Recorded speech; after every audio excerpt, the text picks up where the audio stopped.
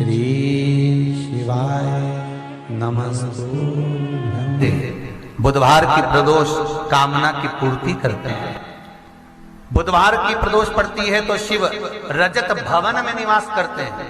हो गया, वास्तु दोष हो गया, काल सर्प दोष हो गया, एक बीमार पड़ता एक ठीक होता, फिर बीमार पड़ता फिर ठीक होता, फिर बीमार पड़ता फिर ठीक होता। शिव महापुराण की कथा कर रही है, शंकर भगवान का चरित्र कर रहा है। सावन के महीने में प्रदोष का जो दिन आए, 2 प्रदोष श्रावण के महीने के 2 प्रदोष पड़ेंगे। किसी भी प्रदोष पर एक पीपल के पत्ते पर कनेर का पुष्प अपने घर के अंदर रख लीजिए प्रदोष के एक दिन पहले, और प्रदोष वाले दिन उसको बहते हुए पानी में डाल दीजिए। जिंदगी में जो तुम्हारे यहाँ तकलीफ चल रही है, एक उठ रहा है, एक बैठ रहा है, एक बीमार पड़ रहा है, एक ठीक हो रहा है, फिर बीमार पड़ रहा है, फिर ठीक हो रहा है, ये ठीक हुआ, फिर इसको हो गया, फिर इसको कुछ हो गया, फिर किसी को कुछ हो गया, अर्थात शिव का नाम लेकर। और फिर ही ध्यान देना, इस क्रम को करने के लिए आपको तुम रुकेश्वर महादेव का नाम लेना। प्रदोष के दिन यदि आपको कहीं से शमी पत्र मिल जाए, प्रदोष के दिन यदि कहीं से आपको शमी पत्र मिल जाए, और प्रदोष काल में, प्रदोष का जो समय होता है, शाम का जो समय होता है प्रदोष काल, 4 प्रदोष 5 प्रदोष आप कर देखिएगा कि आपका कोई काम है, कोई नौकरी के लिए आप अप्लाई कर रहे हैं, कोई समस्या बड़ी विकट आ गई है, कोई तकलीफ विकट आ गई है, कोई समस्या विकट आ गई है, प्रदोष के प्रदोष काल में अगर एक शमी पत्र भी आप घर के शिवलिंग को, अब ये करने के लिए आपको मंदिर के शिवलिंग नहीं जाना, अपने घर में जो शिवलिंग, चाहे वो स्फटिक का हो, पारद का हो, कंकर शंकर का हो, लकड़ी का हो, जो शिवलिंग तुम्हारे घर में, कांच का हो, चाहे वो नर्मदा के कंकर का हो, नर्मदेश्वर हो, पाषाण का हो, जो शिवलिंग, चांदी का हो, सोने का हो, तांबे का हो, पीतल का हो, जो शिवलिंग तुम्हारे,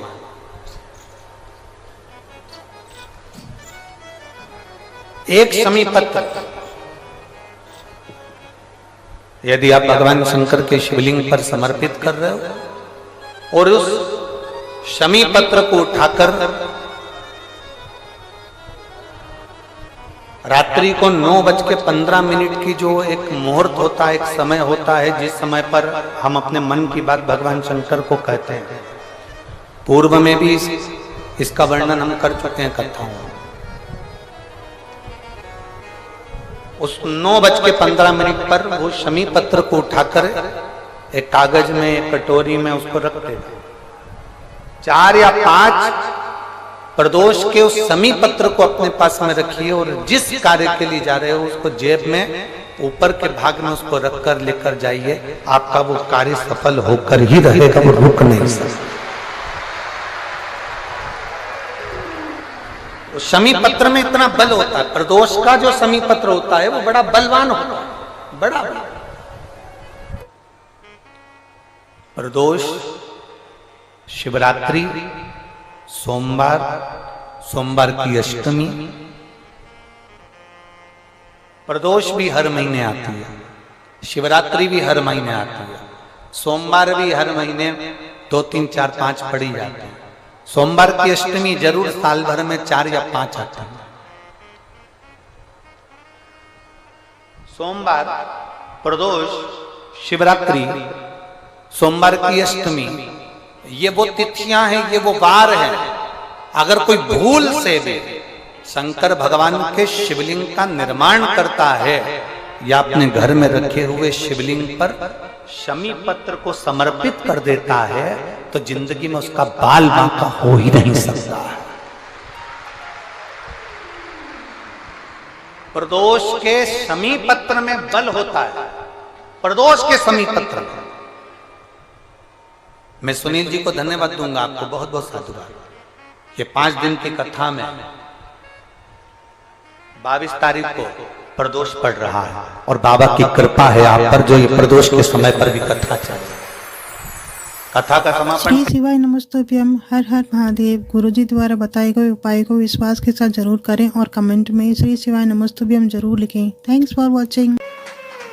और कितना सुंदर कहा है, मंदिर बनाया तो अपने लिए नहीं, सर्व जगत के लिए बनाया। सारंग ऋषि ने अगर मांगा भगवान शिव से, सर्व जगत के हित के लिए मांगा, सर्व जगत हित। और आज भी नियम है, काशी में अगर कोई कावड़ चढ़ाने के लिए जाता है, काशी में कोई दर्शन करने विश्वनाथ जी के जाता है, तो सारनाथ महाराज के दर्शन, सारनाथ महादेव के दर्शन जरूर करता है।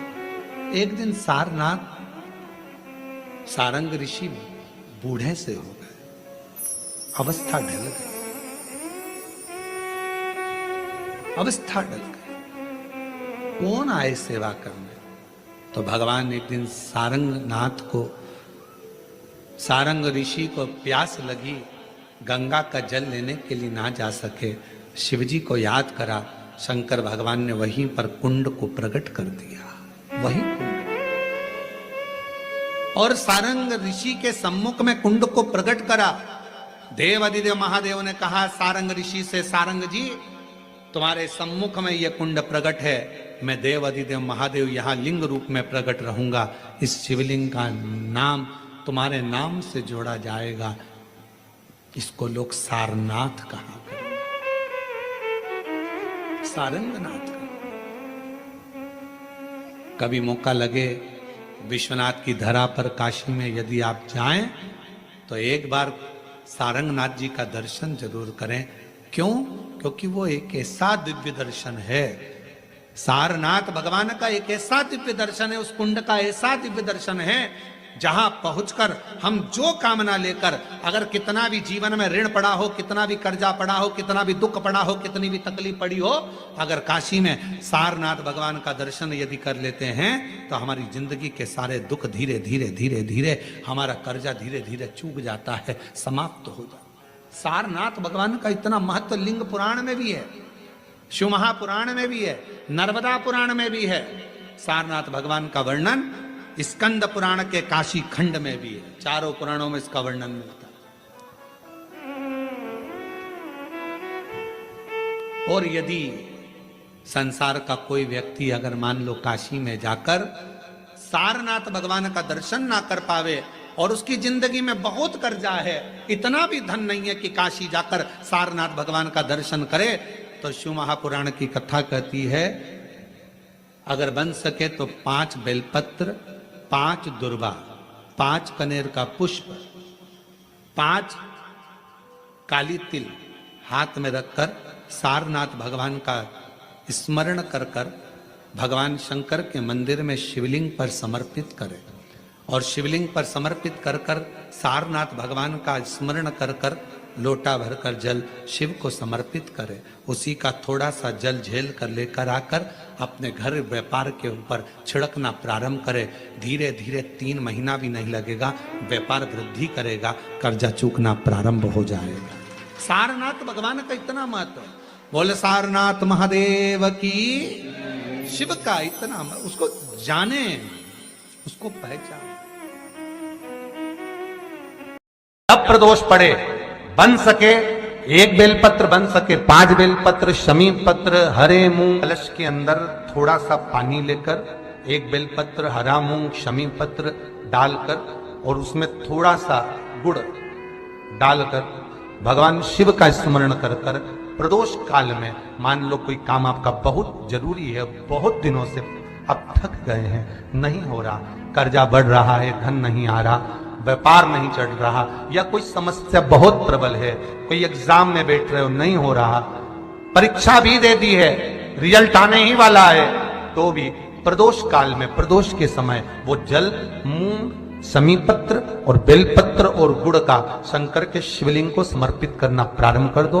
2 या 3 प्रदोष करोगे, बाबा आपकी मनोकामना शीघ्र पूर्ण कर देगा। 2 या 3 करो। कभी जीवन में आपको लग रहा हो कि मैंने 2-3 व्यापार करके देख लिए और घाटे ही घाटा हो रहा है, इसमें मुझे तरक्की नहीं मिल रही है, इसमें मुझे उन्नति नहीं मिल रही है, या कर्जा बढ़ रहा है, घट नहीं रहा और बहुत कर्जा बढ़ रहा है, तब एक प्रयोग जरूर करिएगा। प्रदोष के दिन एक धतूरा भगवान शंकर के शिवलिंग के ऊपर रख दीजिए। जब तुम्हें लगे कि मैंने 2-3 व्यापार बदल कर देख लिए, चल नहीं रहे या कर्जा बढ़ रहा है, घट नहीं रहा, तब एक धतूरा भगवान शंकर के ऊपर रख दीजिए। धतूरा रखने का एक नियम होता है। धतूरे की जो डंडी होती है, देखिए छोटी सी डंडी होती है धतूरे में, वो डंडी धतूरे की आप जहां बैठे हो उससे विपरीत होना चाहिए। धतूरे की डंडी आप इधर बैठे हो तो धतूरे की डंडी उधर। अपने को लग रहा है कि व्यापार मैंने बदल लिया, 2 बार 4 बार 6 बार व्यापार बदल के देख लिया और कर्जा बढ़ रहा है, पर व्यापार भी नहीं चल रहा। फैक्ट्री डाली वो भी चल बंद हो गई, दुकान डाली वो भी बंद हो गई, कुछ काम करा वो भी बंद हो गया। जहां संबंध के लिए जाते हैं संबंध नहीं होता है, बेटा बेटी बड़े हो गए उनका कहीं जम नहीं रहा, बहुत प्रयास करके देख लिया पर हो नहीं रहा। तो प्रदोष के दिन धतूरे को रखिए पर डंडी विपरीत दिशा की ओर हो और 1 लोटा जल धीरे धीरे उसी धतूरे के ऊपर आप चढ़ाना प्रारंभ कर दीजिए जो शिवलिंग के ऊपर रखा हुआ।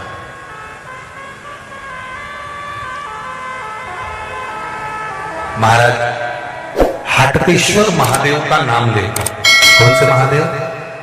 जम के बोलो जरा। हाटकेश्वर महादेव का नाम लेकर जो जल समर्पित करा जाता है और उस जल को समर्पित करने के बाद उसी धतूरे को वापस घर में ले आया जाता है, वापिस लिया। उसके बाद तुम जिस कार्य में हाथ डालोगे और जो कार्य करना चाहोगे उसमें सफलता मिलना चालू हो जाएगी और कर्जा भी धीरे धीरे चूकना प्रारंभ हो जाएगा। संबंध नहीं हो रहे होंगे तो संबंध होना प्रारंभ। कौन सा महादेव? जम के बोलिए जरा।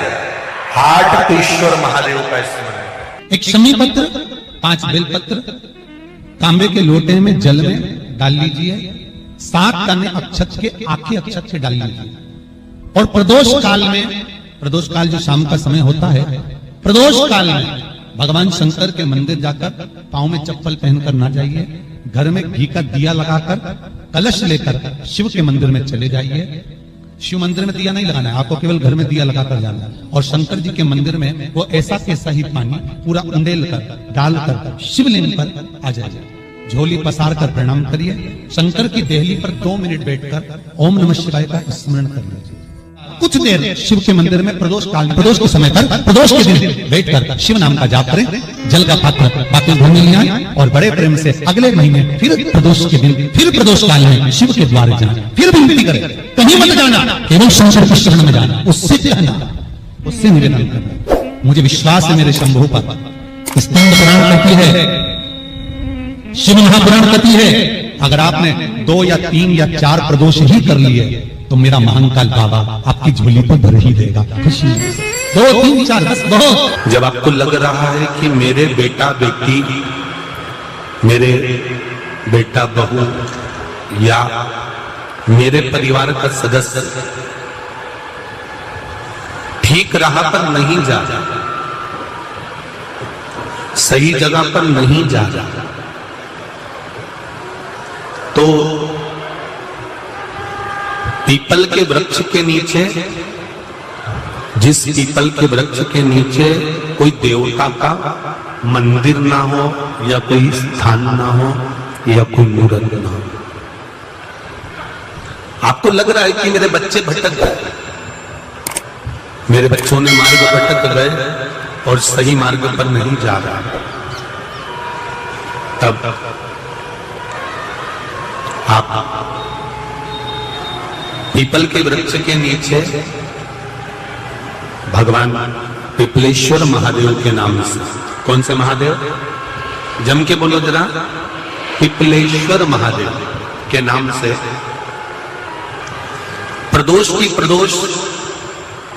प्रदोष काल में आप पीपल के वृक्ष के नीचे भगवान को पिपलेश्वर महादेव के नाम से दीप लगाना प्रारंभ कर दो। और एक बात का स्मरण रहे आपको, आप पिपलेश्वर महादेव के नाम से जब दिया लगाएं तो आपके स्मरण में रहना चाहिए कि मेरे जो बच्चे गलत मार्ग पर जा रहे हैं, मेरे जो बच्चे परिवार के लोग गलत पथ पर जा रहे हैं, वो उनका मार्ग, हे पिपलेश्वर महादेव आप उनका मार्ग सुलभ करें।